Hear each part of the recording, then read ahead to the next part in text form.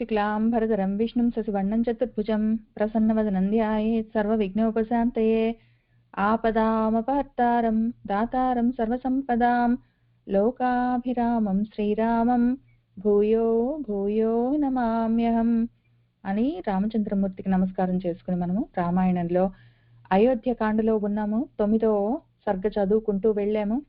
కొద్ది శ్లోకాల వరకు చూసుకున్నాము. అందులో ముఖ్యంగా మనం చెప్పుకోవాల్సింది ఏంటంటే, కైకేయి అని ఒక తల్లి ఉన్నది. ఆమె దగ్గర ఒక పరిచారకురాలున్నది మంథర. మరెందుకో మంథర మనసు కదిలింది. ఆమె వచ్చి కైకేయిని కూడా కదిలిస్తూ ఉన్నది. ఈ మంథరకి ఎందుకో మరి పాప దర్శనం కలిగింది. పరాదర్శనం పరమదర్శనం కాకుండా పాప దర్శనం కలిగింది. ఆమె కైకేయికి దర్శనం చేయిస్తూ ఉన్నది. మందర మనసు కదిలింది, కైకేయి మనసుని కదిలిస్తున్నది. మందర పాప దర్శనం చేసింది, కైకేయితో చేయిస్తూ ఉన్నది. అది చూసుకుంటూ మనం కొంతవరకు అక్కడ ఆపాము. అక్కడి నుంచి వెళ్దాము. ఇంకా ఇవి మాత్రం కీ టర్న్స్, ఇవి గుర్తుపెట్టుకోవాలి. క్రోధంతో జ్వలిస్తున్న ముఖములు, దీర్ఘంగా ఉచ్ఛ్వాసలు తీసుకుంటూ నిట్టూర్పులు వీడుస్తూ ఉండడాలు, తర్వాత ఎవరికైనా చెడు జరగాలి, నాకు మంచి జరగాలి అని అనుకుంటూ ఉండడాలు, ఇదిగో నేను ఇప్పుడే చేయిస్తాను, నేను ఇప్పుడే రాముణ్ణి వెళ్ళగొట్టేస్తాను, భరతుడికి ఏంటో చేయిస్తానని ప్రతిజ్ఞలు చేయడాలు, దీనికి ఉపాయాలు ఏంటి చెప్పు అని పక్కన వాళ్ళని అడుగుతూ ఉండడాలు, ఇటువంటివన్నీ పాప దర్శనాలు. ఇవి గుర్తు పెట్టుకోవాలి, గుర్తు పట్టుకోవాలి. మనలో ఉన్న, మన చుట్టూ ఉన్న వీటిని వెంటనే ఐడెంటిఫై చేయాలి. ఒకటి, నాలో ఒకవేళ ఇటువంటివి ఉంటే నా చుట్టూ ఉన్న వాళ్ళలో, నా చుట్టూ ఎవరుంటారు, అమ్మో నానో అక్కో చెల్లలో అన్నో తమ్ముడో స్నేహితులో బంధువులో చుట్టాలో నా వాళ్లే ఉంటారు నా చుట్టూ. వాళ్ళలో ఉన్నా కూడా ఐడెంటిఫై చేయాలి. ఇది ఐడెంటిఫికేషన్. ఈ పాప దర్శనం నేను చేస్తున్నా, నా చుట్టూ ఉన్న వాళ్ళు చేస్తున్నా. అది మాటలుగా బయటపడుతుంది. మాటల్లో కోపము, బాధ, దుఃఖము, ద్వేషము, పగలు, ప్రతీకారాలు ఇవి బయటపడుతుంటాయి మాటల్లో. దీన్ని ఐడెంటిఫై చేయడం first step. Second step, identify చేశాక అది మంచిది కాదు, పాపము అన్నది అక్నాలెడ్జ్ చేయాలి. ఇది మంచిది కాదు అన్న విషయాన్ని ముందు అక్నాలెడ్జ్ చేయాలి. Second step. అక్నాలెడ్జ్మెంట్ లేకపోతే, ఐడెంటిఫై చేసిన తర్వాత కూడా మంచిదే కదా, మరి అందరూ అట్లానే ఉంటారు, నేను కూడా అట్లానే ఉంటానని జస్టిఫై చేసుకోకుండా తప్పు అని అక్నాలెడ్జ్ చేయాలి. Second step. ఈ రెండు ఉంటే అక్కడికి దాన్ని ఆపేసి పైకి వెళ్ళొచ్చు. ఈ రెండు లేకపోతే కిందికి జారిపోతాము. కైకేయి ఏ విధంగా కిందికి జారిపోతుందో చూపిస్తూ వెళ్తూ ఉన్నారు. చాలా ముఖ్యంగా కొన్ని మాటలు అంటూ ఉంటారు ఆయన, కొన్ని పదాలు ప్రయోగాలు చేస్తూ ఉంటారు. ఆయన ఏ మాటల్ని వాడుతున్నారో చూసి మనం ఐడెంటిఫై చేయాలి. హింసలు ఉంటాయి. హింసలు, క్రౌర్యాలు, మంకు పట్టుదలలు, మొండితనాలు, దుఃఖాలు, బాధలు, ఏడుపులు, భయాలు, ఇటువంటివన్నీ దాని లక్షణాలు. ఆ తమోగుణం యొక్క లక్షణాలు.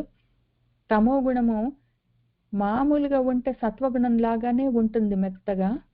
అవకాశం వస్తే మాత్రం అది తప్పకుండా క్రౌర్యాన్ని చూపిస్తుంది. ఆ క్రూరత్వంతో కలిసి ఉన్న విషయం ఏదైనా తమోగుణము. అది తెలుసుకోకపోతే జారిపోతాము.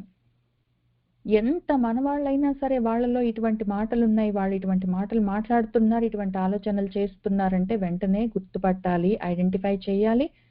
మన వాళ్ళైనా సరే, మన లేదు పక్కన వాళ్ళు లేదు, అక్నాలెడ్జ్ చేయాలి. అవకాశం ఉంటే వాళ్ళని దూరంగా ఉంచాలి, లేదా తగ్గించుకోవాలి వాళ్ళతో కలిసి ఉండడం. అంత అవకాశం మొదటిది కానీ రెండోది కానీ, దూరంగా ఉండడం కానీ వాళ్ళతో డిస్టెన్స్ మెయింటైన్ చేయడం కానీ, రెండిట్లలో ఏది అవకాశం లేకపోతే కనీసం మన మనసా మనం జారిపోకుండా ట్రై చేసుకోవాలి అని గుర్తు పెట్టుకొని మనం అక్కడి నుంచి చూసుకుందాము. ఇంకా ఆ విధంగా అదే విధంగా మాట్లాడుకుంటున్నారు వాళ్ళు, ఏం చేద్దామని ఆలోచించుకుంటూ ఉన్నారు. ఇక్కడ మన మంథర కైకేయికి ఒక విషయం గుర్తు చేస్తూ ఉన్నది.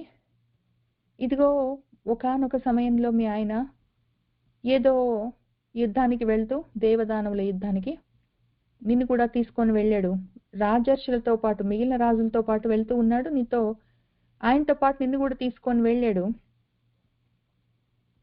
అక్కడి నుంచి వాళ్ళు దక్షిణ దిక్కుగా ప్రయాణం చేశారు. దండకారణ్యం ఉంది అక్కడ.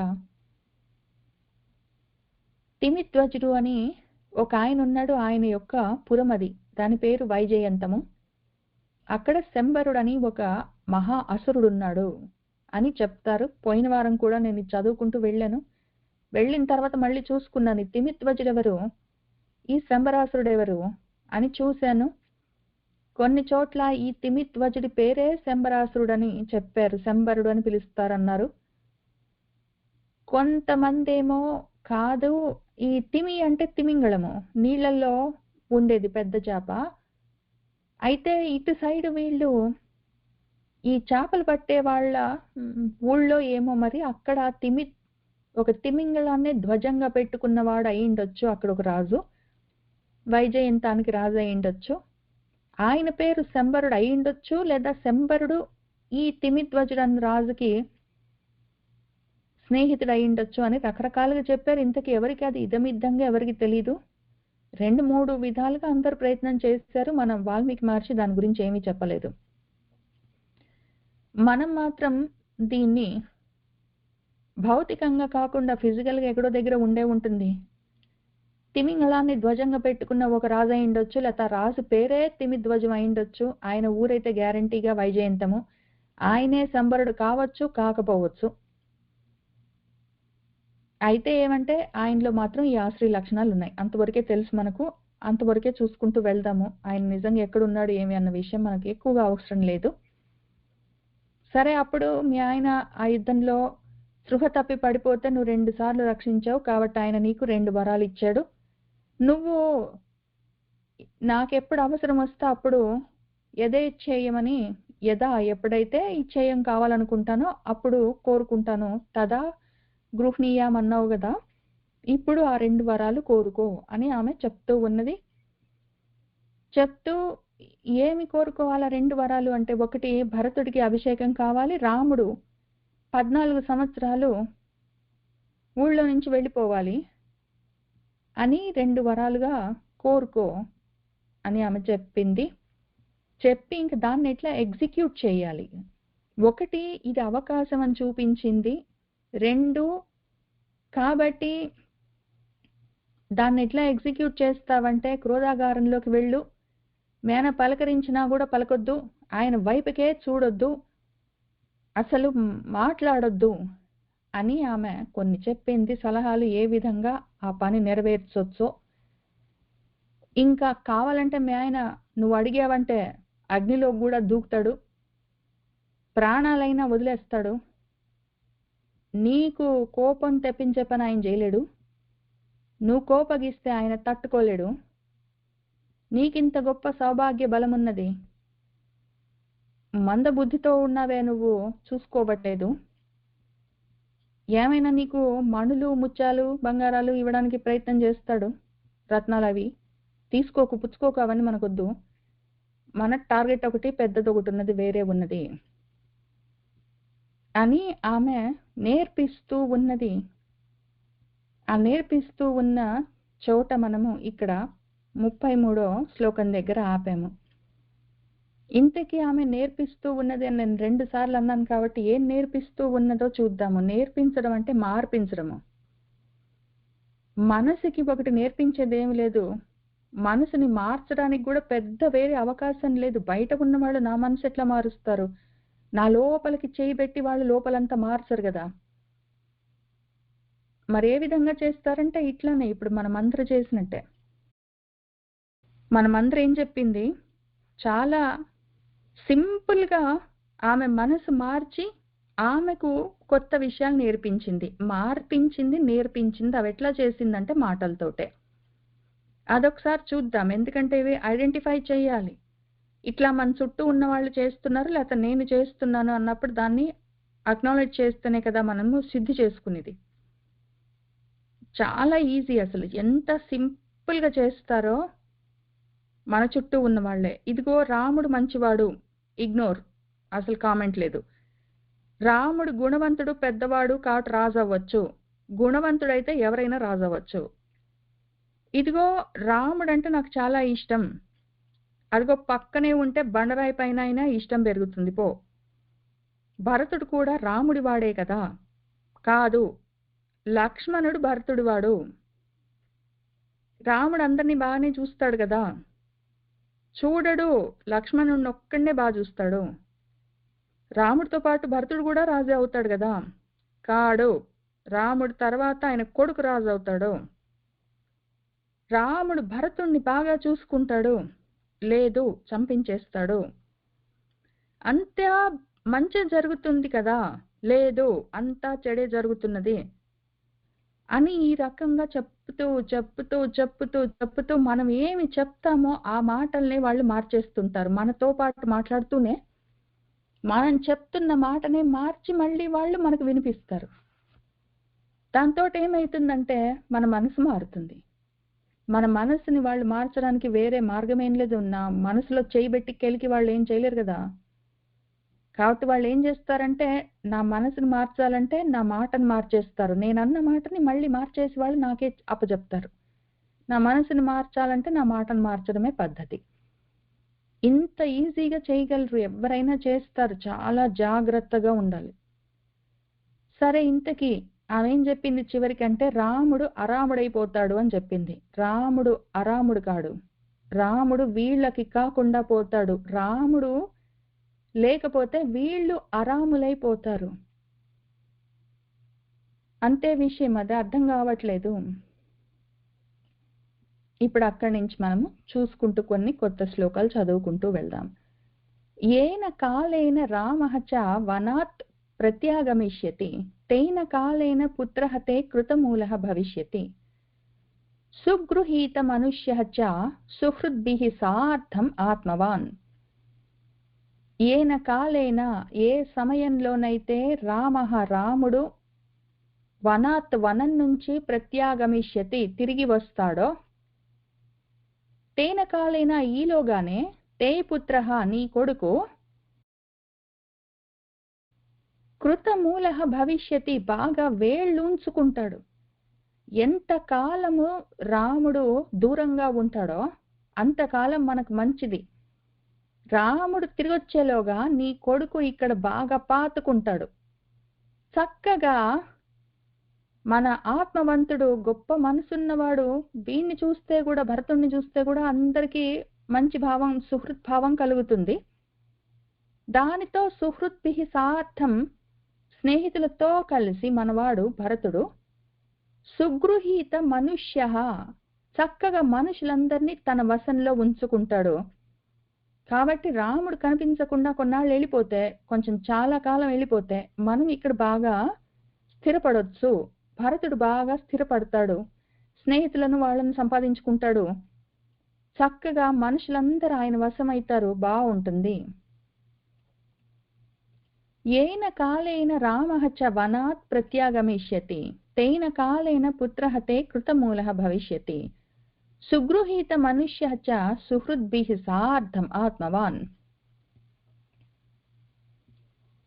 ప్రాప్త కాలం ను మన్యే అహం రాజానం వీత సాధ్వస రామాభిషేక సంకల్పాన్ నిగృహ్య వినివర్తయ అని ఆమె ఇంకేమనిందంటే, మనమందరా అహం, నేనేమనుకుంటున్నానంటే కైకేయి, రాజానం, ఈ రాజుగారికి, దశరథుల వారికి ప్రాప్త కాలంను మన్యే, కాలం దగ్గర పడ్డది అనుకుంటున్నాను, ఈయన వెళ్ళిపోయే సమయం దగ్గరకు వచ్చింది అనుకుంటున్నాను నేను.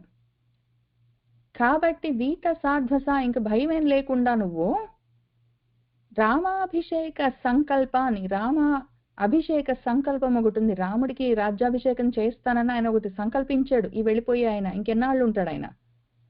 కాబట్టి ఆయన సంకల్పాన్ని నువ్వు నిగృహ్య, పట్టుబట్టి వినివర్తయ, మార్పించెయ్యి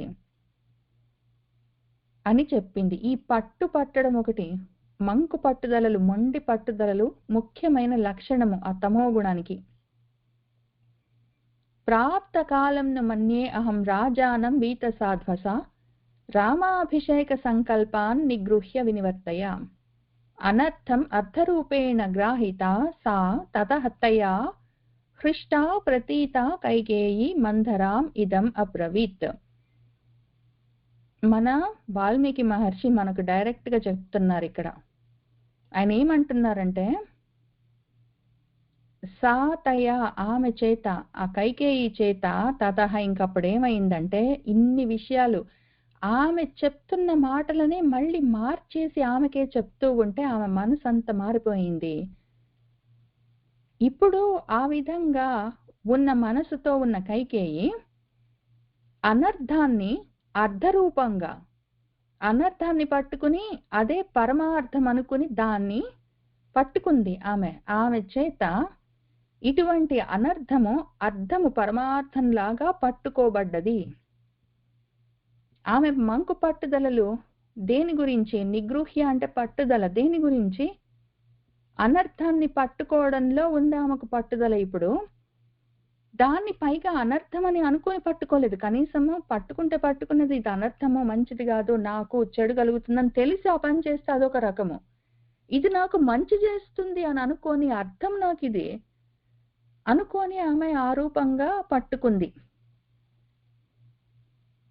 పైగా ఇప్పుడు ఆ విధంగా అనర్థాన్ని అర్థంగా పట్టుకోవడం వల్ల కైకేయి ఆమె హృష్ట చాలా సంతోషించింది. ఇదంతా నా మంచికే అనుకున్నది.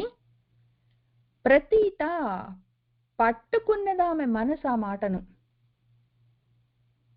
ఆమె చేత అనర్థము అర్థం రూపంగా పట్టుకోబడడం ఒకటే కాదు, ఆమె మనస్సు ఈ మాటని సంతోషంగా పట్టుకున్నది. ఈ మాట పట్టుకుని ఆమె ఏం చేసింది? మంధరతో ఇదం ఈ విధంగా అబ్రవీత్ అంటూ ఉన్నది. అనర్థం అర్ధరూపేణ గ్రాహిత సా తతః తయా హృష్టా ప్రతీత కైకేయి మంధరాం ఇదం అబ్రవీత్. సా హి వాక్యేన కుబ్జాయాః కిశోరీ ఇవ ఉత్పథం గతా కైకేయి విస్మయం ప్రాప్త పరమదర్శన. ఈ రెండు చాలా ముఖ్యమైన శ్లోకాలు. మన వాల్మీకి మహర్షి డైరెక్ట్ గా చెప్తున్నారు మనకు అక్కడ జరుగుతున్న విషయము. ఆయన ఏం చెప్తున్నారంటే, సా కైకేయి కుబ్జాయాః వాక్యేన, ఆ కుబ్జ చెప్పిన మాటతో ఏమి జరిగింది? కిశోరి ఇవ చిన్నపిల్లలాగా బుద్ధి మందగించినట్టు. చిన్నపిల్లలకు బుద్ధి వృద్ధి చెందదు. ఇంకా అప్పటికే బుద్ధి వృద్ధి చెందితే వాళ్ళు వృద్ధులవుతారు. ఈమె ఇంకా వృద్ధి లేదు ఆమెకు. మన వాల్మీకి మహర్షి ఇక్కడ కిశోరి ఇవ అని మధ్య మధ్యలో రాసేసరికి మనకేమనిపిస్తుందంటే చిన్నపిల్లలాగా అంటే నిజంగా కూడా కైకేయి వయసులో చిన్నదని అనుకుంటాము. ఆయన వయసు గురించి, బాహ్యంగా శరీరానికి వచ్చిన వయసు గురించి ఆయన ఏం చెప్పట్లేదు. ఆయన బుద్ధి గురించి మాట్లాడుతున్నారు. ఎందుకు అంటే అది ఆమె కూడా చాలా పెద్ద వయసు వచ్చిండొచ్చు.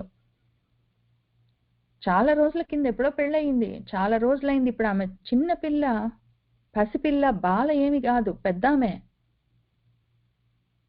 కానీ ఇప్పుడు ఆమె మనసు బుద్ధిపరంగా వృద్ధి చెందలేదు కాబట్టి కిశోర వయసులో, బాల వయసులో ఉన్నట్టున్నది ఆమెకు. ఆ విధంగా ఆమె ఉత్పథం గత అన్నారు ఆయన. ఉత్పథం అంటే తప్పు మార్గాన్ని పట్టుకున్నది. ఆమె మార్గం తప్పిపోయింది అని చెప్పారు. ఆమె దారి తప్పిపోయింది అని చెప్పారు. ఆయన డైరెక్ట్ గా చెప్పారు ఇక్కడ. చెప్పి ఆయన ఏమంటున్నారంటే, ఆమె, ఇది చాలా అందమైన మాట ఇక్కడ, పరమ దర్శన అని రాశారు. ఈ పరమ దర్శన అని దానికి ఆటోమేటిక్ గా అర్థము పరమాన్ని ఆమె దర్శించేది అని, చాలా మంచిది అని అర్థము. మంచి మనసున్నామే అని అట్లా రాశారు అర్థాలు. మన వాల్మీకి మహర్షి దాన్ని ఏ విధంగా రాశారు ఇక్కడ అంటే, పరమాన్ని, ఆ పరాత్మ పదార్థాన్ని, పరాన్ని, ఇహాన్ని కాదు పరాన్ని కూడా దర్శించేందుకు అవకాశం ఉన్నది. కానీ ఆమె ఇప్పుడు ఏం చేస్తుంది? కుబ్జ మాటలతో ఆ పరాన్ని దర్శించడం వదిలిపెట్టి పరం అదర్శన, పరాన్ని ఆమె దర్శించట్లేదు. ఎందుకు అంటే కుబ్జ వేరే విషయాల్ని చూపించింది. వేరే విషయాలు దర్శనం చేయించింది ఆమెకు. దాంతోటి ఆమె మనసు మారిపోయింది. ఎందుకంటే ఆమె మాటల్ని ఈమె మార్చేసింది. మనసు మారిపోవడం వల్ల అనర్థాన్ని అర్థం అనుకుని పట్టుకున్నది. ఆమెకు ఆ విధంగా పట్టుకోవాల్సి ఎందుకు వచ్చిందంటే బుద్ధి ఇంకా పెరగలేదు. పరమాన్ని దర్శించే అవకాశం ప్రతి మనిషికి ఉంటుంది. పరమాన్ని దర్శిస్తే ఒకవేళ పతనమైపోతున్నాం అనుకోగానే ఆపేయడం, తమని తాము ఆపేసుకోవడం, మనసు జారకుండా పట్టుకోవడం, ఆ తర్వాత దాన్ని పైకి నడిపించడం చేస్తారు. మనసుని పట్టుకున్న వాళ్ళు సత్వస్థితిలో ఉంటారు అని మన భగవంతుడు 18వ అధ్యాయంలో చెప్పారు. అది మనం అక్కడికి వచ్చినప్పుడు మళ్ళీ చూసుకుందాము. మనసుని పట్టుకున్న వాళ్ళు పైకి వెళ్తారు, సత్వస్థితిలో ఉంటారు. దాని పేరు సాత్వికమైన ధృతి అని చెప్పారు. మనసుని పట్టుకోవడం, జారిపోకుండా తను ఆపేయడం తెలియక అది జారిపోతుంటే కూడా చూసుకోకుండా అనర్థాల్ని పట్టుకునే వాళ్ళది శోకాన్ని, దుఃఖాన్ని, మోహాన్ని కలిగి ఉన్న మనసు తమో గుణంతో కూడి ఉన్నది అని 18వ అధ్యాయంలో ధృతి గురించి చెప్తూ చెప్పారు. ఆమె పరమాన్ని దర్శించగలిగిన స్థితిలోనే ఉన్నది. ఎవరైనా ప్రతి మనిషి అన్నవాడు మనసుతో ఉంటాడు. ఆ మనసుకి అటు ఇటు వెళ్లేందుకు అవకాశం ఉంటుంది. పరమాన్ని దర్శించే అవకాశం ఉంటుంది. అది విద్య. పరం అదర్శన, పరాన్ని చూడకుండా ఉండే అజ్ఞానం కూడా ఉంటుంది. అది అవిద్య. విద్యగా అవిద్యగా, జ్ఞానంగా అజ్ఞానంగా 2 రకాలుగా ఉండేందుకు మనసుకు అవకాశం ఉన్నది. ఒకవేళ నువ్వు దాన్ని బంధువులాగా చూసుకుంటే అది నిన్ను బంధనాల్లో నుంచి విముక్తి చేసి పైకి తీసుకెళ్తుంది, ఊర్ధ్వగతులకు పనికొస్తుంది. నువ్వు చూసుకోకపోతే నీ పతనానికి కారణమవుతుంది, అదే నీకు శత్రువు అవుతుందని చెప్తూనే ఉంటారు భగవద్గీతలో. ఆమెకు పరమ దర్శనం చేసే అవకాశం ఉన్న పరం అదర్శనం చేసింది. ఇప్పుడు చేసి ఆమె ఏం చేసింది? పరమ విస్మయాన్ని పొందింది. పరమ విస్మయం ప్రాప్త ఆమె. విస్మయము అంటే వివిధ రకాలుగా మనస్సు మారిపోతూ ఉన్నది. ఒక్కొక్కసారి ఆమెకు కోపం వస్తున్నది, ఒక్కొక్కసారి నేను కాబట్టి చేయగలను కాబట్టి అనిపిస్తున్నది, ఒక్కొక్కసారి పట్టుదలలకు వెళ్ళిపోతున్నది, ఒక్కొక్కసారి కోపం తెచ్చుకుంటున్నది. ఆమె మనసు వివిధ రకాలుగా స్మయం మారిపోతూ ఉన్నది. ఒక్కొక్కసారి సంతోషిస్తున్నది, నవ్వుతున్నది, ఆమె నేను చేయగలను అంటున్నది, నాకంత గొప్ప సౌభాగ్యం అంటున్నది, మదంతో ఉన్నది, ఒక్కొక్కసారి కోపంతో ఉంటున్నది. ఆ విధంగా వివిధాలుగా మారిపోతున్న మనసుతో ఉన్నది ఆమె. ఇప్పుడు ఎన్ని జరిగాయి? ఆమె జారిపోతున్నదని చెప్తున్నారు మన వాల్మీకి మహర్షి. అనర్థాన్ని అర్థం అనుకుని పట్టుకున్నది. ఆ చెడంతా మంచి అనుకుని ఆమె మనసు ప్రతీత పట్టుకున్నది. అనర్థాన్ని అర్థం అనుకుని గ్రహించింది. చెడు జరగబోతూ ఉంటే దాన్ని మంచి అనుకొని సంతోషంగా పట్టుకున్నది. చిన్న పిల్లలాంటి మనసున్నది ఆమెకు. ఇంకా వృద్ధి చెందలేదు బుద్ధి. ఉత్పదాన్ని, తప్పు మార్గాన్ని పొందింది ఆమె. మార్గం తప్పిపోయింది. పరాన్ని దర్శించగలిగింది, అయినా కూడా పరాన్ని దర్శించట్లేదు ఆమె. మంచి చూసుకోవట్లేదు. వివిధాలుగా ఆమె మనసు, చిత్తము మారిపోతున్నది అని ఇన్ని విషయాలు చెప్పారు ఆయన 2 శ్లోకాల్లో. ఎంత బాధపడ్డారు. ఇంకా కింద కూడా చూస్తాము.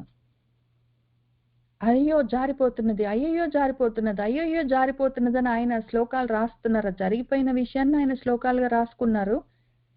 మనకు రామాయణంగా ఇచ్చారు. కానీ అయినా కూడా జారిపోతున్నది, చూసుకోండి చూసుకోండి చూసుకోండి అని ఆయన తల్లడిల్లిపోతున్నారు వాల్మీకి మహర్షి.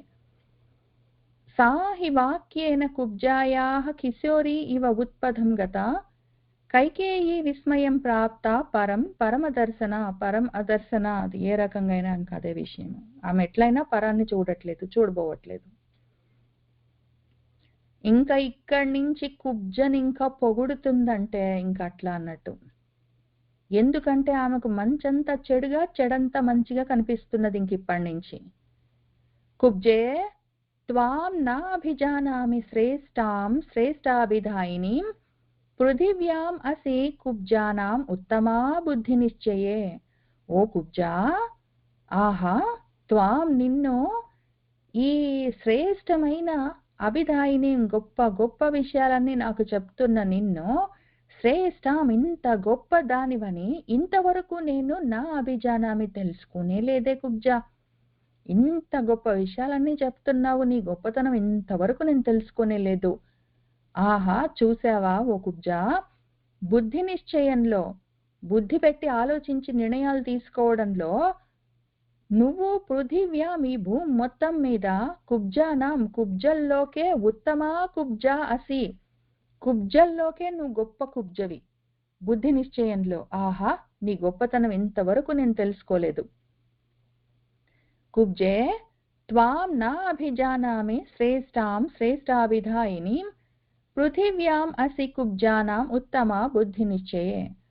త్వం ఏవ తు మమ అర్థేషు నిత్యయుక్తా హితైషిణి నాహం సమవబుద్ధ్యేయం కుబ్జే రాజ్ఞః చికీర్షితం. చూసావా కుబ్జా, త్వం నువ్వు ఏవ నువ్వొక్క దానివే మమ నా యొక్క అర్థేషు నాకు మంచి ఎట్లా జరుగుతుంది అని దాని గురించే నాకు మంచి జరగాలని అవే ఆలోచనలతో నిత్యము యుక్త కూడి ఉన్నావు.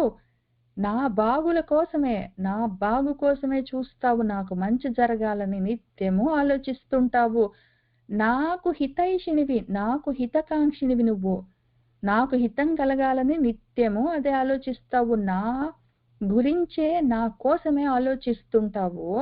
చూసావా కుబ్జా, ఇదిగో రాజ్ఞః చికీర్షితం, రాజుగారు ఇటువంటి కోరికలన్నీ కోరుతున్నాడు, ఈ ఆలోచనలన్నీ చేస్తున్నాడని నువ్వు చెప్పావు కాబట్టి నాకు తెలిసింది. లేకపోతే అహం నేను నా సమవ బుద్ధ్యేయం తెలుసుకునేదాన్నే కాదు. నువ్వు చెప్పావు కాబట్టి సరిపోయింది, నాకు అర్థమైంది. లేకపోతే అసలు ఏమైపోయేదన్నావు, నువ్వు కాబట్టి చెప్పావు, నా మంచిని ఒక్కదాన్ని చూస్తున్నావు.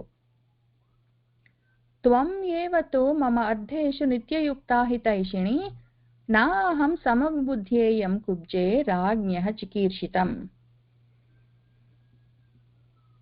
సంతే దుస్సంస్థితాః కుబ్జాః వక్రాః పరమదారుణాః త్వం పద్మం ఇవ వాతేన సన్నత ప్రియదర్శన.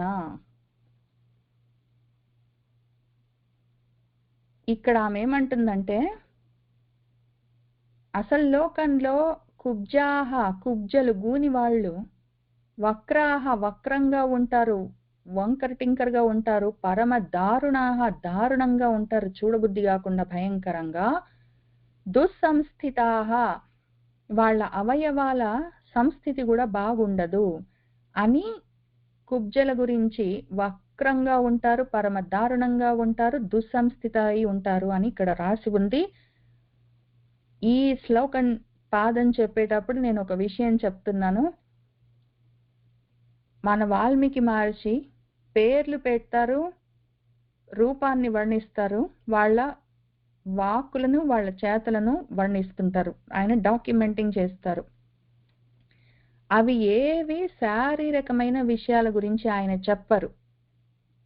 ఒకవేళ కొంచెం అవయవాలు అటు ఇటుగా ఉండి, కొంచెం చూడ్డానికి రూపం సరిగా లేక, లేదా వంగి ఉన్నవాళ్ళు, వీళ్ళందరూ కూడా వక్రంగా దారుణంగా దుస్సంస్థితులై ఉంటారు, చూడబుద్ధి కాకుండా భయంకరంగా ఉంటారని నా నోటితోటి నేను చెప్పలేను. భగవద్గీత చెప్పుకుంటూ తిరుగుతున్నాను, రామాయణాదులన్నీ చదువుకుంటూ గుండెల మీద నా తల మీద పెట్టుకొని తిరుగుతున్న దాన్ని శారీరకమైన విషయాల గురించి నేను అస్సలు వర్ణన చేయలేను. ఇక్కడ మన వాల్మీకి మహర్షి చెప్తుంది మనసుల గురించే, దాన్నే ఏదో విధంగా ఆయన ఇక్కడ వర్ణిస్తుంటారు, అంత మాత్రమే. శరీరంతో సంబంధం లేదు, మనసు వక్రంగా ఉన్నదా లేదా దానితోటే సంబంధం. వాల్మీకి మహర్షికైనా, వ్యాస మహర్షికైనా, రామచంద్రమూర్తికైనా, కృష్ణ వారికైనా, నాకైనా. కాబట్టి ఇక్కడ ఏం చెప్తున్నారు అని చూసుకుందాము. శరీరం ఎట్లా ఉన్నదని చూసుకొని చిన్నబుచ్చుకోవడం, ఆనందపడడం రెండూ అక్కర్లేని పనులు. దాంతోటి మనకి సంబంధం లేదు. మనం ఆధ్యాత్మిక సాధన ఆత్మ తప్ప మనకు వేరేది అవసరమే లేదు. కాబట్టి వాల్మీకి మహర్షి ఏం చెప్తున్నారో చూసుకుందాము. కుబ్జ అంటే వంగి ఉన్నది, మనస్సు కుటిలంగా ఉన్నది అని అర్థము. కుటిలత్వం లేకుండా, కుంఠితనం లేకుండా ఉన్నది వికుంఠంగా ఉంటుంది, వైకుంఠమై ఉంటుంది. వంకరగా ఉన్న మనసులనే కుబ్జలని, వక్రాలని, దారుణంగా ఉన్నవి అని, వాటి స్థితి సరిగ్గా లేదు, దుస్థితిలో ఉన్నాయి అని చెప్తారు. ఇవన్నీ మనసుకు సంబంధించిన విషయాలు. ఎవరి మనసు ఇది? ఆ కుబ్జ, వక్ర, పరమ దారుణ, దుస్సంస్థిత అయిన మనసు ఎవరిది? కైకేయిది. ఎందుకు అంటే మందర అంటే మనసుని మధించేది అని అర్థం. మందర అంటే మనసుని మదనం చేసేది, మన్మథనం లాగా. మనసుని చీల్చేది అని అర్థము. మనసుని కోసేది. అటువంటిదేమి అంటే మనసులో ఉండేది ఆలోచన. అటువంటి ఆలోచన కైకేయి అని ఒక ఆమెకు వచ్చింది. కైకేయి అన్న ఒక తల్లికి, ఆమెకు కూడా ఒక మనసు ఉన్నది, ఎందుకంటే మనిషి కాబట్టి. ఆ మనసులో ఒకానొక సమయంలో ఒక ఆలోచన కలిగింది. ఆ కలిగిన ఆలోచన, కలిగే ఆలోచనలు ఎట్లయినా కలగొచ్చు. ఒకవేళ కలిగే ఆలోచన అవ్యభిచారిణి ఆలోచన అయితే, అటువంటి ఆలోచన అయి ఉంటే, పక్కదారులు పట్టకుండా వెళ్ళగలిగిన కుంఠితనం లేని ఆలోచన అయితేనేమో రామాన్ని చూపిస్తుంది. ఒకవేళ పక్కదారి పట్టిపోతున్నదని ఇక్కడ ఆల్రెడీ చెప్పారు ఆయన. పక్కదారి పట్టిపోతున్న ఆలోచన ఉంటే తప్పకుండా ఎక్కడున్నది? ఉత్పథం గత అని చెప్పారు. పక్కదారి పట్టిపోతున్న ఆలోచన. ఎందుకంటే ఆమె పక్కదారి పట్టిపోతున్నది అని చెప్తున్నారు కాబట్టి ఆ ఆలోచన మంత్రమై ఉన్నది ఇక్కడ. అటువంటి ఆలోచన గురించి మనం ఇక్కడ చెప్పుకుంటున్నాం. ఇంతకీ ఆ ఆలోచన ఉన్నదెవరికి అంటే అటువంటి మనసున్న కైకకి. ఇంతకీ కైక అంటే ఎవరు? కైక అంటే ఒక కేకయ రాజ్యం నుంచి వచ్చిన ఒక తల్లి. అక్కడి నుంచి ఆమెతో పాటు మంత్ర కూడా వచ్చింది అని చెప్పుకుంటాము కథగా. సరే, దశరథుల వారి 3వ భార్య, రామచంద్రమూర్తికి పిన్ని గారు. అది కాదు కైక అంటే. మన వాల్మీకి మహర్షి చెప్తున్న కైక ఎవరంటే, కాయేక, ఒకానొక ఆమె. అసలు ఆ పేరే అట్లా పెట్టారు ఆయన. కాయేక కైక. ఒక ఆనొక ఆమె ఉందిట. ఆమె మనస్సు అనుకోకుండా ఒకసారి ఏం జరిగిందో తెలీదు, ఆ మనసులో ఒక ఆలోచన కలిగింది. అది ఎటువంటి ఆలోచన? కుబ్జ, వక్ర, పరమ దారుణ, దుస్సంస్థిత అయిన ఆలోచన ఒకటి కలిగింది. ఆ ఆలోచన వల్ల ఆమె పక్కదారి పట్టిపోయింది అని చెప్పారు ఆయన.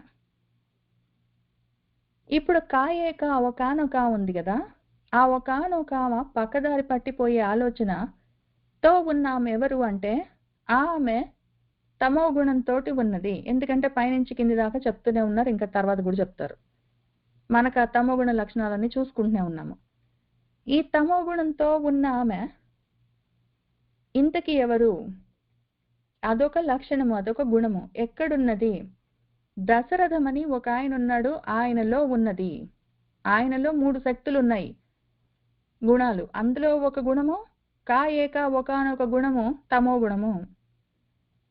ఇంకా 2 కూడా ఉండాలి కదా మరి. ఒకటి ఉంటే 3 గుణాలు కదా, త్రిగుణాలు. ఇంకా 2 ఏవి? అదిగో ఇంకొకటి ఉంది పట్టు, సుమిత్ర, కరుణ, మైత్రి మొదలైన సువాసనలతో ఉన్నది సుమిత్ర, సత్వగుణము. మంచిది. ఇంకొకటి కూడా ఉండాలి కదా, రజోగుణం ఏది? అదిగో ఉంది కౌసల్య, కుశలత కలిగినది, దక్షతతో పనిచేసేవన్నీ రజోగుణాలు. ఆయన పైగా రాజుగారు, రాజుగారికి రజోగుణం పైకొచ్చి ఉంటుంది కాబట్టి రజోగుణం పెద్దపీట వేసుకొని ఉన్నది ఆయనలో, పెద్ద భార్యగా ఉన్నది ఆయనలో, పెద్ద శక్తి. తర్వాత సత్వగుణం ఉన్నది, కొంచెం తక్కువగా ఉన్నది కానీ ఉన్నది. ఆయనలో ఏమంటే ఈ రజోగుణంతో పాటు సత్వగుణం కూడి ఉన్నది కాబట్టి చాలా బాగానే ఉన్నది. కానీ ప్రతి మనిషిలో 3 గుణాలు ఉంటాయి, 3వ గుణం ఇది. ఆయన కొంచెం చూసుకుని ఉంటే, ముందే జాగ్రత్త పడి ఉంటే, ఈ తమో గుణాన్ని ఆయన కంట్రోల్ చేసుకోగలిగి ఉంటే వేరే రకంగా ఉండేది. ఆయన ముందు చూసుకోలేదు, చేతులు దాటిపోయిన తర్వాత, కానీ ఆయనకి తెలియలేదు. కాబట్టి కాయేక ఒకానొక తమో గుణం ఉన్నది. ఆ తమో గుణానికి ఒకానొక సమయంలో ఈ దారి తప్పించే ఆలోచన ఒకటి కలిగింది. ఆ పాపాన్ని దర్శనం చేసే ఆలోచన కలిగింది. పరాన్ని అదర్శనం చేసే ఆలోచన కలిగింది. ఇప్పుడేం చేస్తుంది ఆ తమో గుణము? ఆ దశరథుడికి కూడా అదే చూపిస్తుంది, దర్శనం చేయిస్తుంది. ఇంతకీ ఈ 3 గుణాలు ఆయనలోనే ఉన్నాయని మనకెట్లా తెలుస్తుంది? ఆయన పేరు వల్ల తెలుస్తుంది. దశరథము 10 వాయువులతో ఉన్న ఒకానొక మనిషి. ఆ 10 వాయువులతోటి ఉన్నాడంటే ప్రాణంతో ఉన్న ఒక జీవుడు అని అర్థం. ప్రాణంతో ఉన్న ఒకానొక జీవుల్లో 3 గుణాలు ఉన్నాయి. అందుకే మళ్ళీ కుశలత, దక్షతతోటి పనులు చేయగలిగిన శక్తి. కాబట్టే కౌసల్య మళ్ళీ ఆ అశ్వమేధం అవన్నీ చేసి రాముల వారిని కన్నది. ఆమె దక్షతతోటి ఆ పని చేయడం వల్లే కదా మిగిలిన వాళ్ళిద్దరికి కూడా పిల్లలు పుట్టారు. ఎందుకంటే దక్షత ఉండి రజోగుణం పని చేస్తూ ఉంటే సత్వగుణము తమో గుణం కూడా లాభం పొందుతూ ఉంటాయి. ఇప్పుడేం జరిగింది? ఆ సుమిత్రకు సత్వగుణానికే ఒక లక్షణం ఉంటుంది, లక్ష్యం ఉంటుంది. ఆ కుశలతకే శ్రద్ధగా పని చేయగలిగితే అశ్వాలను ఒకవేళ ఆ విధంగా వధించి అంటే ఇంద్రియాలని కంట్రోల్ చేసుకోగలిగితేనే ఆత్మారామం కలుగుతుంది. కాబట్టి నిజంగానే అక్కడ కౌసల్యకి రామం పుట్టింది. ఈ సుమిత్రకు లక్ష్యం ఒకటే కాదు, శత్రు సంహారం, అంతఃశత్రువులను సంహారం చేయగలిగిన శక్తి కూడా ఉంటుంది. శత్రుఘ్నము అరిషట్ వర్గాలని తీసేసుకోగలిగే శక్తి కూడా సత్వగుణానికే ఉంటుంది. లక్ష్యాన్ని ఎప్పుడు వదిలిపెట్టకుండా అంటి పెట్టుకొని ఉండే లక్షణం కూడా సత్వగుణానికే ఉంటుంది. తమో గుణం ఎటైనా ఉండొచ్చు, అటుండొచ్చు ఇటుండొచ్చు. ఇప్పుడు ఆ తమో గుణానికి భరతం ఉన్నది, భా మీద రతి ఉన్నది. భా అంటే ప్రభలు కావాలి, గొప్ప పేరు కావాలి అన్న విషయం మీద రతి ఉండొచ్చు, జ్ఞానం మీద రతి ఉండొచ్చు, అటు ఇటు వెళ్ళొచ్చు. ఇప్పుడు అదొకటి ఉన్నది. ఇప్పుడేం జరిగింది? పైగా ఈ రామంతో పాటే ఆ పరబ్రహ్మం, రామ పరబ్రహ్మంతో పాటే ఆ అఖండ జ్ఞానంతో పాటే ఎప్పుడూ నిత్యానపాయనిగా వెంట ఉండేది, తప్పకుండా ఉండేది లక్ష్మణం ఉంటుంది. ఆ లక్ష్యం ఉంటుంది ఎప్పుడు. అది కాక ఇంకొకటి కూడా దాంతో పాటే ఉంటుంది, ఆ సూక్ష్మమైన బుద్ధి సీత. ఇంకొక అందమైన విషయం ఏమంటే ఈ సూక్ష్మమైన బుద్ధి బ్రహ్మజ్ఞానము సీత, ఆ భా మీద రతి విశేష జ్ఞానము ప్రాపంచిక జ్ఞానము, ఆ భా మీద రతి భారతము విశేష జ్ఞానము, సీత సూక్ష్మ బుద్ధి బ్రహ్మజ్ఞానము. ఈ 2 జ్ఞానాలు ఆ రామాన్ని అంటిపెట్టుకొని ఉంటాయి. అఖండ జ్ఞానము రామం లేకపోతే ఇటు విశేష జ్ఞానము ఉండదు, అటు బ్రహ్మజ్ఞానము ఉండదు, నిలబడలేవు అవి. అందుకనే మనకి రామాయణం చివరికి వచ్చేసరికి ఈ 14 సంవత్సరాలు అయిపోయేసరికి ఇంకొక నెల రోజులు సమయం ఉంటుంది, నెల కూడా ఉండదు, కొద్ది రోజులు తక్కువ, ఒక నెల ఉంటుందో ఏమో. ఈ సమయంలోగా వచ్చి రాముడు నన్ను తీసుకెళ్ళకపోతే నేను ఇక్కడే చచ్చిపోతాను అని సీతమ్మ చెప్తుంది. 14 సంవత్సరాలు అయిపోయే లోపల ఒక్క రోజు దాటిందంటే మాత్రం నేను ఇంక ఊరుకోను, ఈలోగా వచ్చి ఆయన నన్ను పుచ్చుకోకపోతే మాత్రం నేను చచ్చిపోతాను అని భారతం కూడా చెప్తుంది. ఆ భరతం సీతం, ఆ బ్రహ్మజ్ఞానం విశేష జ్ఞానం 2 రామం లేకపోతే ఉండవు అవి. ఎందుకంటే ఆ జ్ఞానాలు 2 అఖండ జ్ఞానంవే అయి ఉన్నాయి. ఈలోగా ఇంకొక మాట కూడా చెప్తాను నేను. ఈ రాముడితో పాటు ఉన్న వాళ్ళలో మన లక్ష్మణుడు ఎట్లా ఉన్నాడు లక్ష్యము కాక భరతుడు శత్రుఘ్నుడు కూడా ఉంటారు. వాళ్ళిద్దరెవరు? భరతుడు జ్ఞానము, శత్రుఘ్నుడు వైరాగ్యము. జ్ఞానము వైరాగ్యము బ్రహ్మజ్ఞానం సీత, లక్ష్య సాధనము మన లక్ష్మణుడితో పాటే ఉంటుంది. రామం అదే ఒక రామం ఉన్నది అంటే ఒక లక్ష్య సాధన లక్ష్యము లక్ష్మణము, ఒక భరతము జ్ఞానము, ఒక శత్రుఘ్నము వైరాగ్యము, ఒక బ్రహ్మజ్ఞానం, అన్నీ ఉంటాయి. ఇందులో ఏది తగ్గేది ఉండదు. అంత అందమైన విషయం రామాయణము. ఇదంతా ఆధ్యాత్మికంగా ఉన్న విషయాన్ని మన వాల్మీకి మహర్షి చాలా శ్రద్ధగా రాశారు. కాబట్టి అదే ఉద్దేశంతో అంత శ్రద్ధగా, అంత త్రికరణ సిద్ధితో చెప్పడానికి నేను ప్రయత్నం చేస్తాను. కాబట్టి ఇక్కడ కుబ్జ అంటే ఒక ఆమె గూని ఆమె ఉంది, ఆమె చూడడానికి బాలేదని మాత్రం నేను చెప్పలేను. అది అసలు ఆ విషయం దానికి దీనికి సంబంధం లేదు. అసలు ఆ సబ్జెక్టే కాదు ఇక్కడ.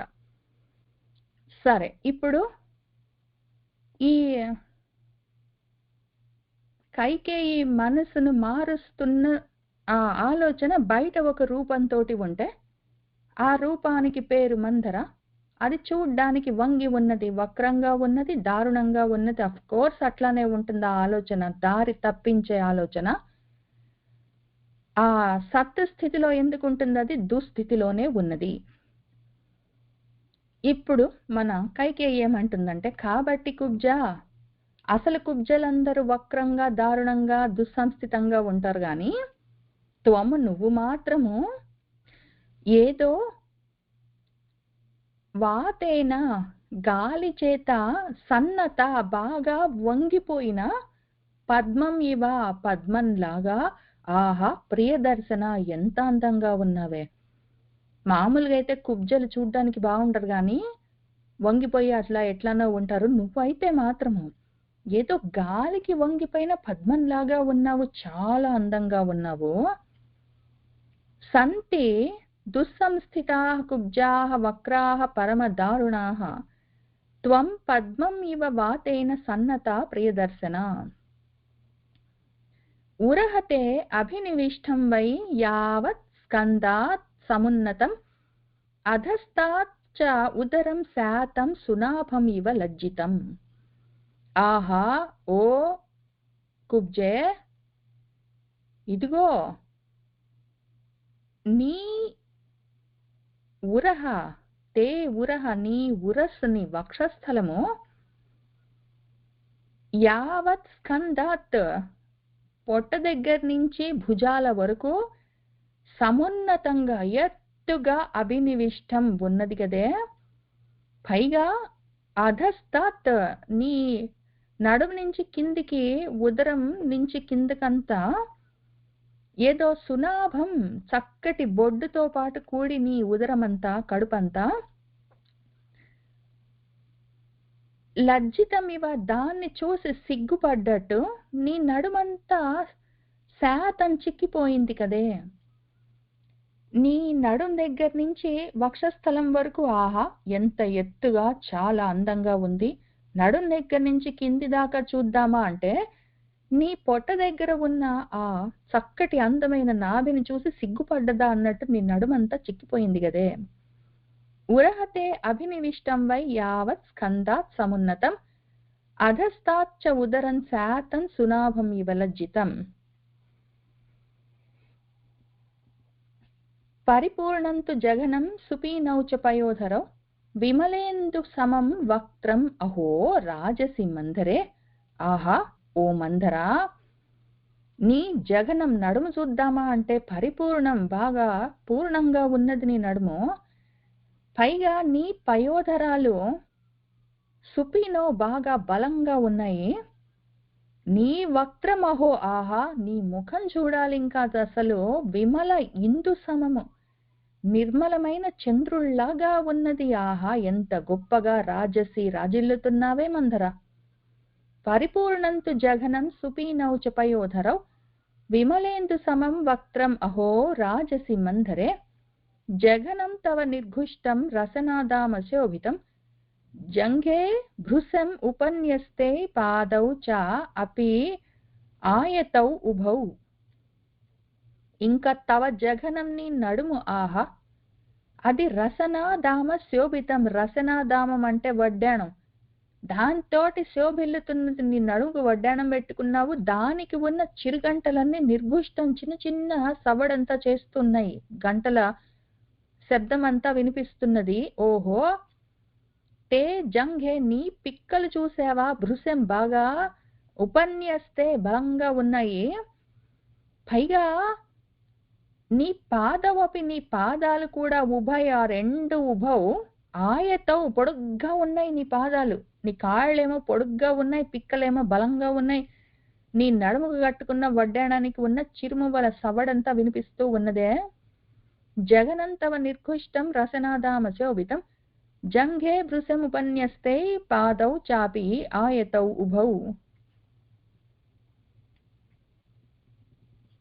త్వం ఆయతాభ్యాం శక్తిభ్యాం మంధరే క్షౌమవాసిని అగ్రతః మమ గచ్చంతి రాజహంసీ ఇవ రాజసే ఆహా మంధరే త్వం నువ్వు ఆయతాభ్యాం అట్లా పొడుగ్గా ఉన్న శక్తిభ్యాం నీ తొడలతో పైగా క్షౌమవాసిని పట్టు చీర కట్టుకుని మమ అగ్రతః నా ముందు గచ్చంతి వెళ్తూ ఉంటే ఓహో రాజహంసీవ ఆడ రాజహంసలాగా రాజసే ప్రకాశిస్తున్నావే త్వం ఆయతాభ్యాం శక్తిభ్యాం మంధరే క్షౌమవాసిని అగ్రతః మమ గచ్చంతి రాజహంసీ ఇవ రాజసే ఆసన్ యాః శంబరే మాయాః సహస్రం అసురాధిపే సర్వాః త్వయి నివిష్టాః తాః భూయాః చ అన్యాః సహస్రశః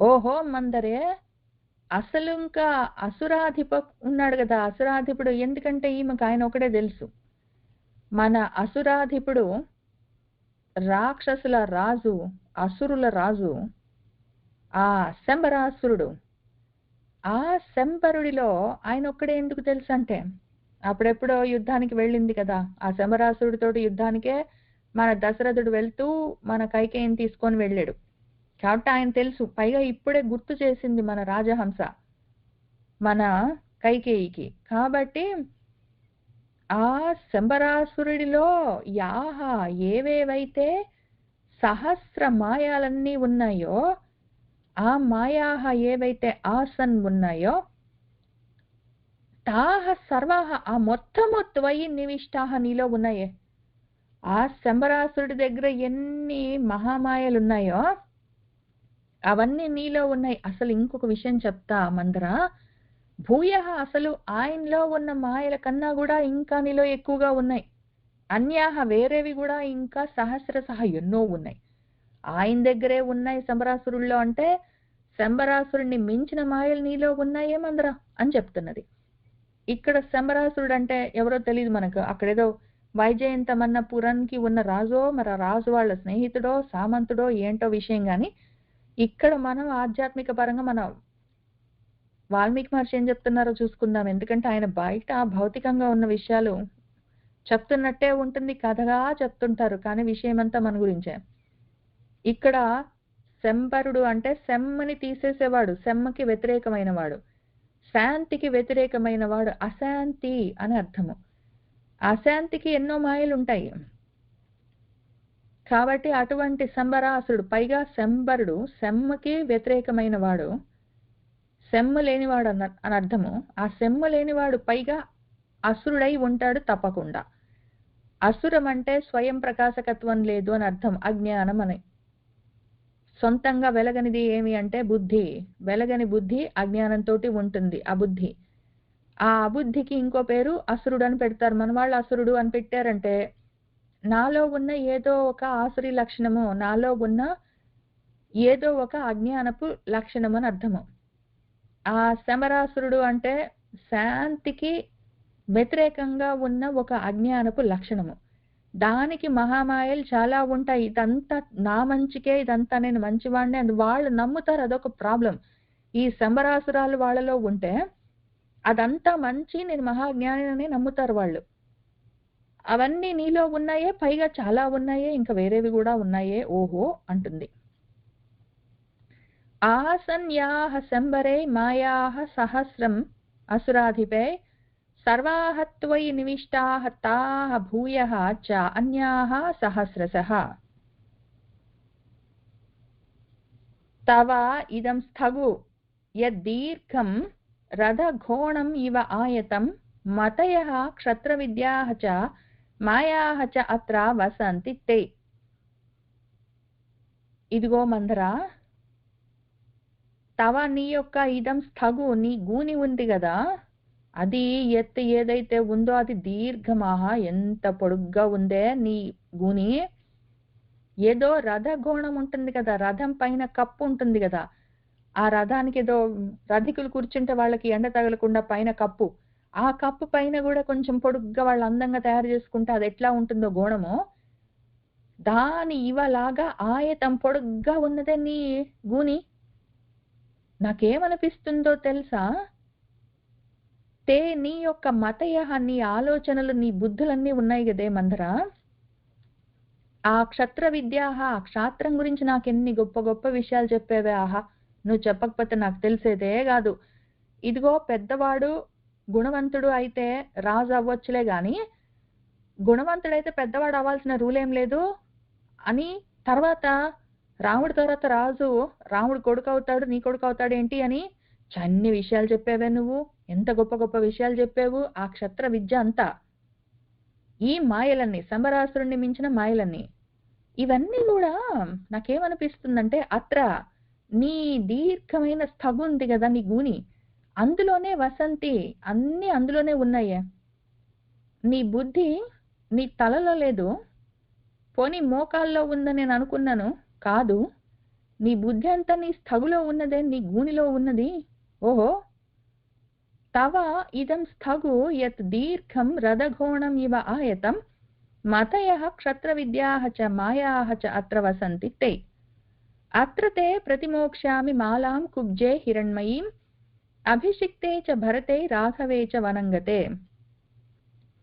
ఇదిగో చెప్తున్నా చూడు కుబ్జా, రాఘవే వనంగతే, రాముడు అడవికి వెళ్ళిపోతే, భరతే అభిషిక్తే, భరతుడు అభిషేకం చేయించుకుంటే, ఇంకా చూసుకో హిరణ్మయీ మాలం, బంగారు హారాలన్నీ తే నీకు అత్ర అక్కడే ఆ గూనికే ప్రతి మోక్షామి తగిలిస్తానే.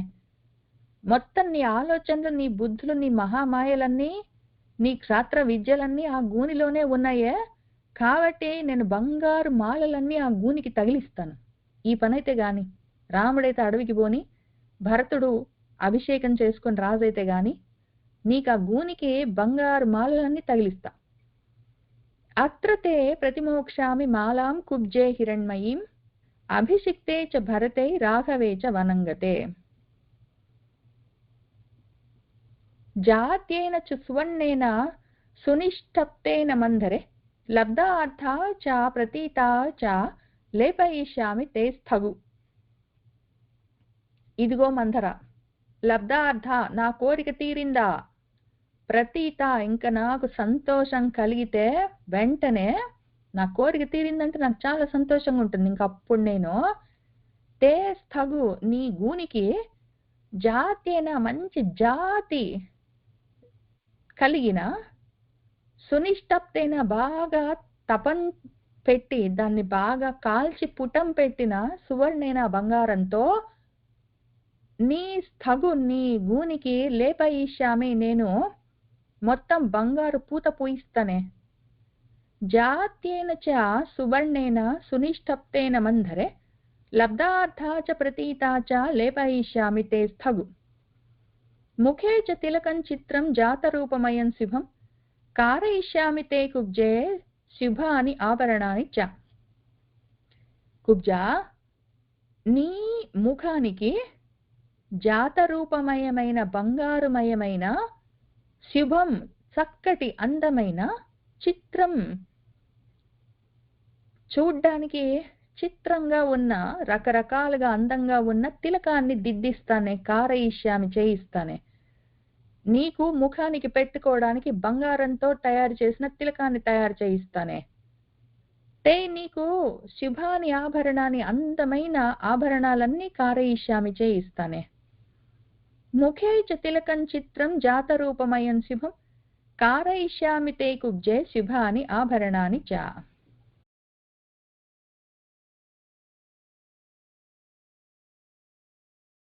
పరిధాయ శుభే వస్త్రే దేవతా ఇవ చరిష్యసి చంద్రం ఆహ్వయమానేన ముఖేన అప్రతిమ ఆనన గమిష్యసి గతిం ముఖ్యాం గర్వయంతి ద్విషజ్జనే. ఇంకేం చేస్తావో తెలుసా, శుభే వస్త్రే, చక్కటి బట్టలన్నీ పరిధాయ, కట్టుకుని, దేవత ఇవ, దేవతలాగా చరిష్యసి, తిరుగుతావే ఇంకప్పుడు నువ్వు.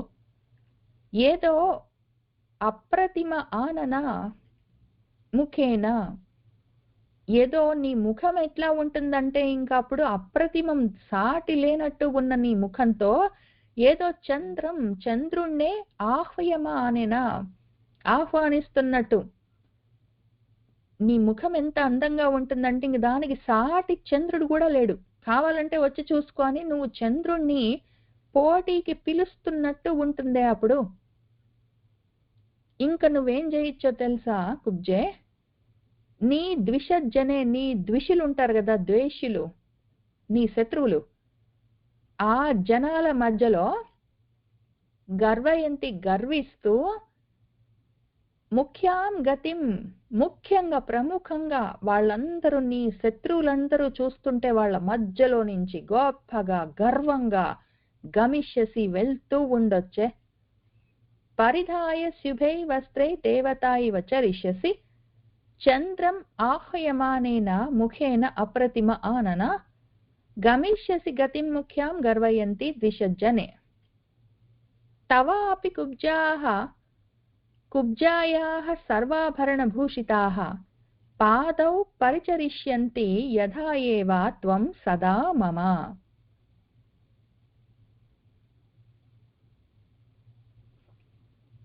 ఇంకా కుబ్జా చూసుకో ఏం జరుగుతుందో.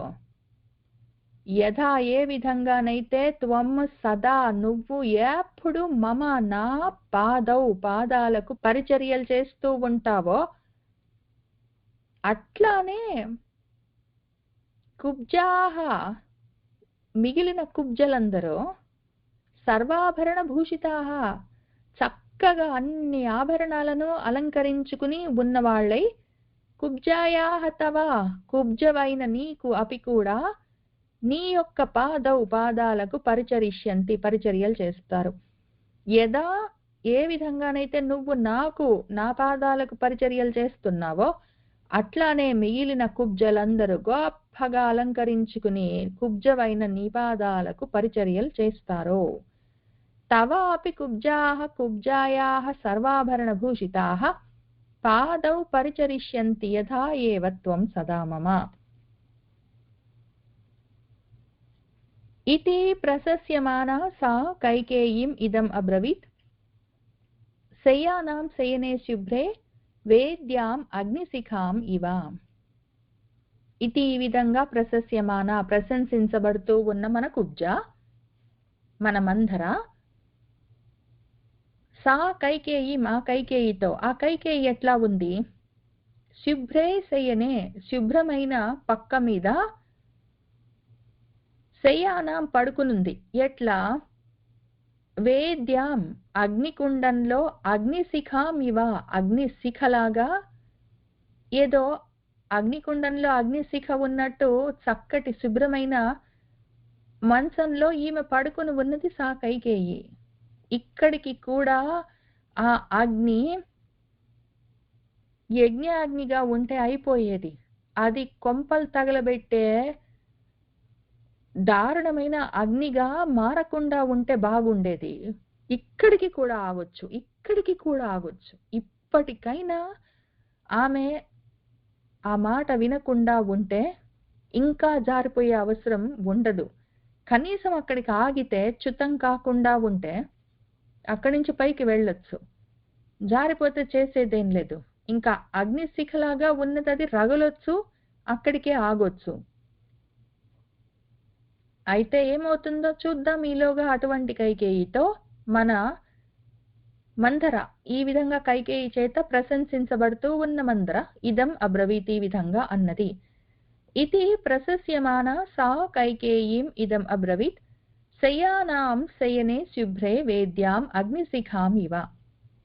గతోదకే సేతుబంధః న కళ్యాణి విధీయతే ఉత్తిష్ఠ కురు కళ్యాణం రాజానం అనుదర్శయ. కళ్యాణి, గతోదకే సేతుబంధః నీళ్లు వెళ్ళిపోయిన తర్వాత సేతువుని బంధించడం, దానికి ఒక వంతెన కట్టడం అన్నది నా విధీయతే చెయ్యరు. నీళ్లు మొత్తం వెళ్ళిపోయిన తర్వాత నువ్వు వంతెన కట్టేం చేస్తావు? నీళ్లున్నప్పుడే వంతెన కట్టాలి, దీపం ఉన్నప్పుడే ఇల్లు చక్కబెట్టుకోవాలి. కాబట్టి ఉత్తిష్టలే కళ్యాణం కురు, మనకేది మంచో అది చూసి చెయ్యి. రాజానం రాజుగారికి అనుదర్శయ, ఈ విషయాన్ని దర్శింపజేయి. ఏది మంచో ఏది కాదో ఆయనకు అర్థం కావట్లేదు. కాబట్టి నువ్వు ఆయనకి తెలిసేటట్టు ఈ విషయము చెప్పు. ఆయనకు కూడా దర్శనం చేయించు. ఏ దర్శనము? పాప దర్శనము. మన మందర పాప దర్శనం చేసింది. పరమం దర్శనం చేయగలిగిన అవకాశం ఉండి కూడా జారిపోయిన కైకేయికి ఆ పరాన్ని అదర్శనం చేయించింది. ఇప్పుడు ఆమెం చెప్తుంది కైకేయితో, రాజుకి కూడా అనుదర్శనం చేయించు. ఇదే విధంగా అనుసరించి ఆయన మనం చూసినట్టే ఇదే మార్గాన్ని చూసి అవలంబించేటట్టు చేయించు ఆయనతోటి కూడా అని చెప్తున్నది. గతోదకే సేతుబంధన కళ్యాణి విధీయతే ఉత్తిష్ట కురు కళ్యాణం రాజానం అనుదర్శయ. ఒక్కసారి జారితే ఆగిపోవడం కష్టం.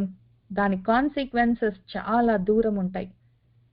తథా ప్రోత్సాహిత దేవి గత్వా మంథరయా సహ క్రోధాగారం విశాలాక్షి సౌభాగ్య మద గర్విత. తథా ఇంకప్పుడు మన దేవి కైకేయి మంథరయా ప్రోత్సాహిత, ఆమె చేత ఈ విధంగా ప్రోత్సహించబడి ఇన్స్పైర్ అయ్యి మన సౌభాగ్యము మదము ఉన్నాయన్న గర్వంతో ఉన్నది. మదంతో గర్వించి ఉన్నది. ఆ మదము మళ్ళీ తమో గుణము. ఆ గర్వము మదము నాకుగాక నేనుగాక నేను కాబట్టి అన్న ఆ సౌభాగ్యాన్ని చూసుకుని మదించి మత్తెక్కి గర్వించి ఉండడం అన్నది ఇవన్నీ మళ్ళీ తమో గుణ లక్షణాలు. వాటినే దర్శనం చేస్తున్న విశాలాక్షి. ఆమెకు విశాలమైన కన్నులున్నాయి. దాంతో యథార్థమైన ఆమె చూడొచ్చు, అర్థం చూడొచ్చు. ఇప్పుడు ఆమె ఆ కళ్ళతోటి ఏం చేస్తుంది? అనర్థాన్ని చూస్తున్నది. ఆమె ఏం చేసింది? మంథరయ్య సహా, మంథరతో పాటు క్రోధాన్ని చూపించడానికి ఒక ప్లేస్ ఏంటో మరి అక్కడికి గత్వా వెళ్ళి అనేక శత సహస్రం ముక్తాహారం వరాంగన అవముచ్చ వరార్హాణి శుభాని ఆభరణాని చ.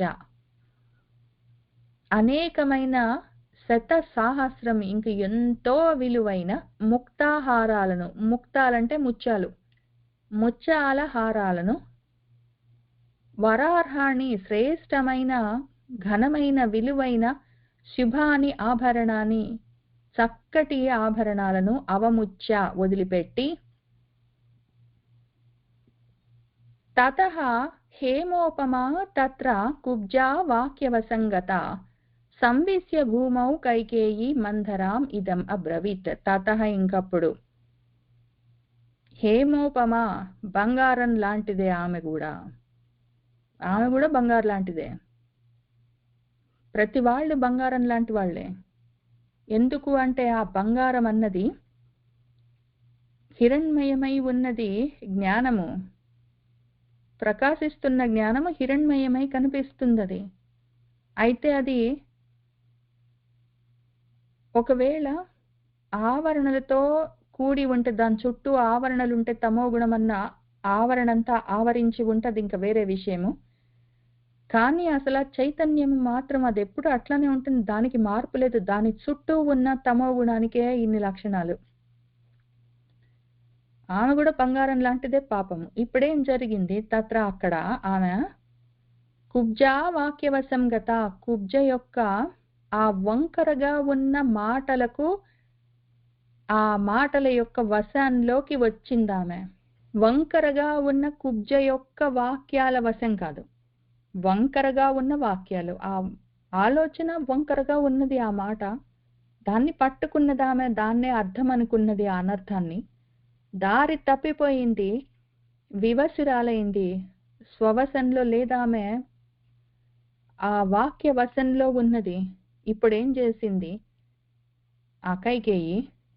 భూమౌ సంవిశ్య, భూమిని ఆశ్రయించింది. భూమిని ఆశ్రయించి ఇంక మొత్తమే జారిపోయింది ఆమె, పతనమైపోయింది. భూమి మీద పడిపోయిందంటే పాతమది, పాపము. జారిపోయింది ఆమె, ఇంకా ఆపుకోలేకపోయింది. అచ్యుతము అయిపోయింది ఆమె. అచ్యుతమై ఉండవలసింది, హేమోపమై ఉండవలసింది. వరాంగమై ఉన్నది ఆమె. ఏమైంది ఇప్పుడు? భూమి మీద పడిపోయింది, పతనమైపోయింది. అయిపోయి మందరతో ఇదం అబ్రవీత్, ఈ విధంగా అన్నది. కుబ్జా వాక్యవసంగత, కుబ్జ యొక్క మాట ప్రకారము, ఆ మాటకు లోబడి, కుబ్జ యొక్క మాటకు లోబడి, లేకపోతే మాత్రం కైకేయి చాలా మంచిది అని చెప్పాలనే అనిపిస్తుంది నాకు కూడా. కానీ విషయం ఏంటంటే, ఆ మాట విన్నది, ఈమె పట్టుకున్నది, దాన్ని ఆచరణలో పెడుతున్నది.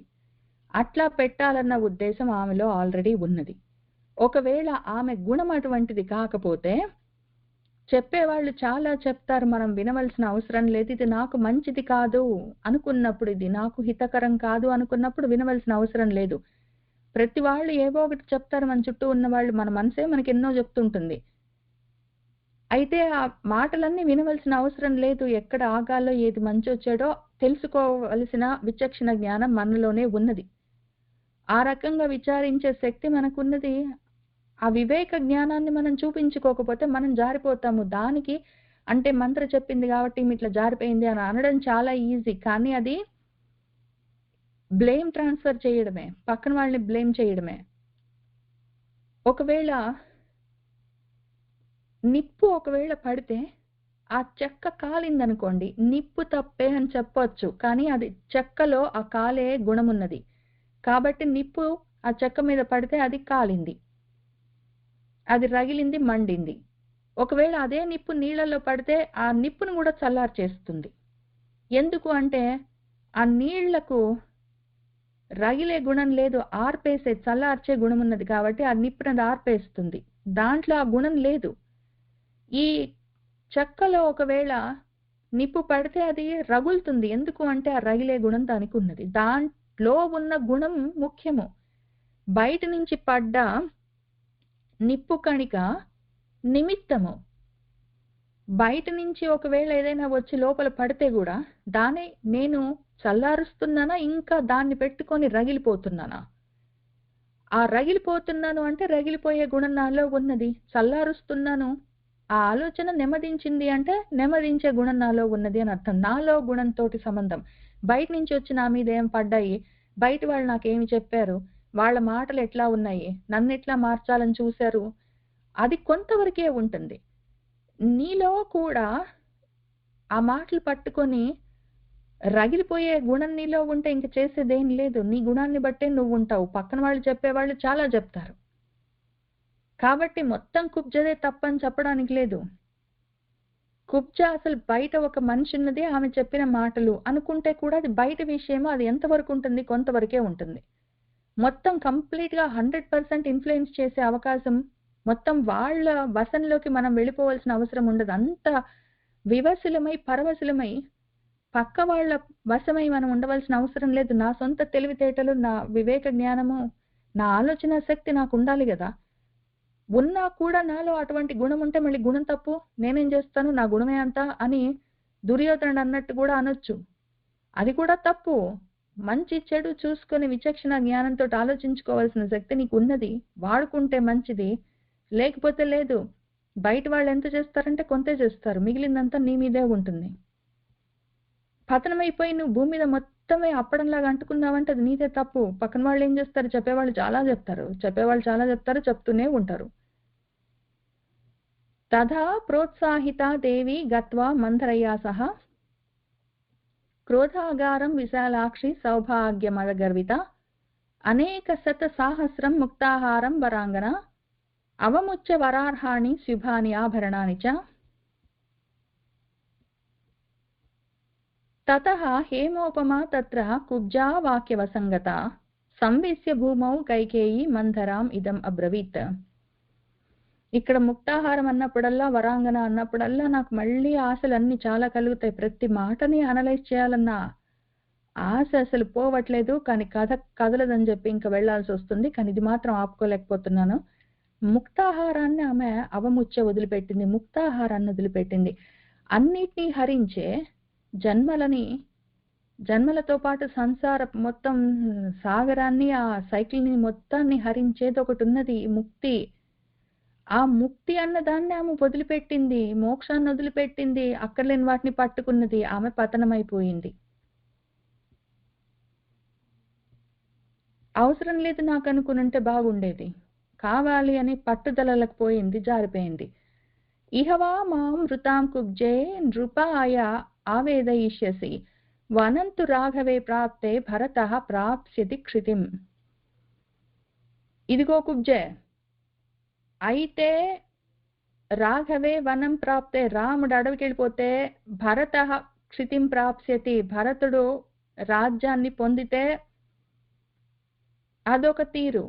వా లేదా ఇహ ఇక్కడే మాం నన్ను మృతం చనిపోయిన దానిగా నువ్వు చూసి నృపాయ రాజు దగ్గరికి వెళ్ళి ఆవేదయిష్యసి చెప్తావు. అయితే చూసుకో ఇంకా నా పట్టుదల, అయితే రాముడు అడవికి వెళ్ళిపోవాలి, భరతుడు రాజు అవ్వాలి, లేదా నేను ఇక్కడ చచ్చిపోయానని పోయి నువ్వు రాజుకు చెప్పాలి. ఈ రెండిట్లలో ఏదో ఒకటి. ఈహవా మాం వృతాం కుబ్జై నృపాయ ఆవేదయిష్యసి వనంతు రాఘవే ప్రాప్తే భరతః ప్రాప్స్యతి క్షితిం. न सुवर्णेन मे हि अर्धः न रत्नैः न च भूषणैः येषः मे जीवितस्य अंतः रामः यदि అభిషిచ్యతే.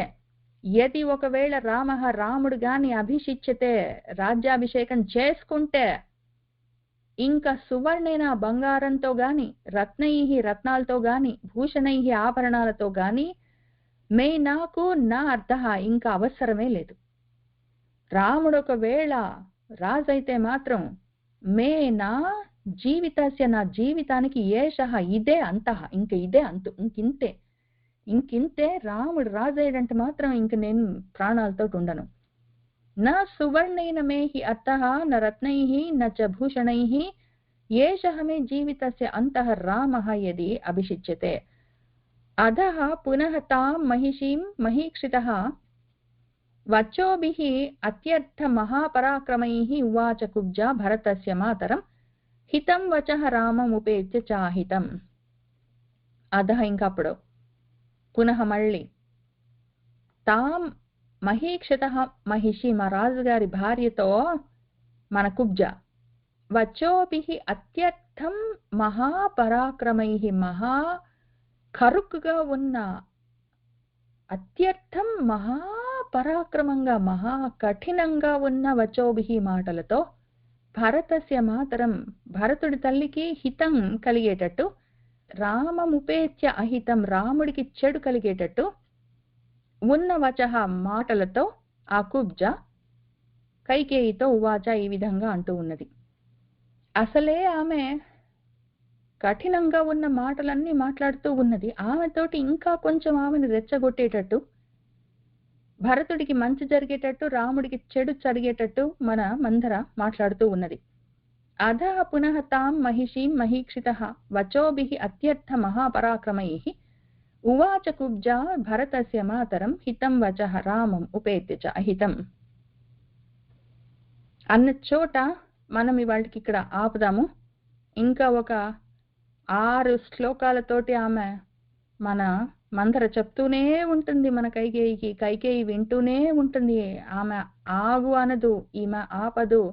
ఆమె ఏదో ఆజ్యం పోసినట్టు అగ్నిలో పోస్తూనే ఉన్నది, దాన్ని రగిలిస్తూనే ఉన్నది. ఈమె ఇంకా రగిలిపోతూనే ఉన్నది. ఇంకా అంతా మనం వచ్చే వారం కలిసి మళ్ళీ చదువుకుందాము. ఇవాళకి ఇక్కడికి ఆపుతాం. సర్వం శ్రీ సీతారామచంద్ర పరబ్రహ్మ పాదారవిందార్పణమస్తు. మంగళం కోసలేంద్రాయ మహనీయ గుణాత్మని చక్రవర్తి తనుజాయ సార్వభౌమాయ మంగళం. వేద వేదాంత వేద్యాయ మేఘశ్యామూర్తయే పుంసాం మంగళరూపాయ పుణ్యశ్లోకాయ మంగళం.